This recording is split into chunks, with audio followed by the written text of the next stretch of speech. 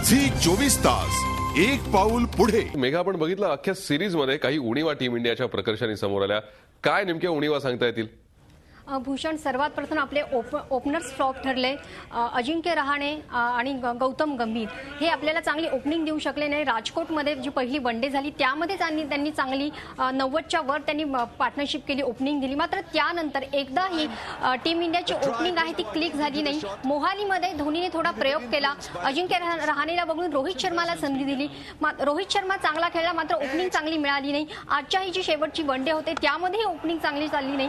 त्यानंतर middle order खास करून युवराज सिंग आणि कोहली त्यांच्यामधील स्पार्क पूर्ण सिरीज मध्ये दिसला नाही। युवराजचा आक्रमकपणा तर कुठेतरी लुप्त झालाय, तो त्याची जाणीवच क्रिकेट प्रेमींना होत नाहीये। आणि कोहली जो गेल्या वर्षी जबरदस्त फॉर्म आउट होता, त्याच्याकडे जे टॅलेंट आहे त्याने त्याचा टॅलेंटचा या सिरीज मध्ये वापर केला, हेही कुठे बघायला मिळालं नाही। या सिरीज मध्ये बघायला गेलं तर सुरेश रैनाने एक हाती लढा दिला असंच म्हणावं लागेल। त्यानंतर धोनीने थोडाफार संघर्ष केला, मात्र त्या प्रमाणात त्याला तो संघर्ष करता आला नाही। त्यानंतर बॉलर्सही त्या फ्लॉप ठरले असंच म्हणावं लागेल।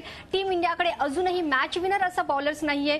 कधी ईशांत चालतो, कधी अश्विन चालतो, तर कधी जो नवीन आलाय तो भुवनेश्वर कुमार चालतो, मात्र सातत्य एकाही बॉलर्स मध्ये नाहीये। आणि क्षेत्ररक्षण ही टीम इंडियाची पहिल्यापासूनच कमकुवत बाजू आहे, त्यामुळे ती क्षेत्ररक्षणाचे जो ढिसा क्षेत्ररक्षण आहे ते आपलं नेहमीच सुरू असतं।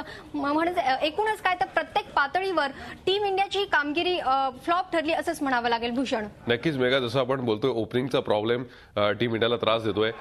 चेतेश्वर पुजाराला संधी देता आली असती का? नक्कीच भूषण, चेतेश्वर पुजाराने जे डोमेस्टिक क्रिकेटमध्ये खूप चांगली कामगिरी केलेली आहे, त्यांनी 300च्या वर्स रन्स केलेला आहे अनेक वेळा।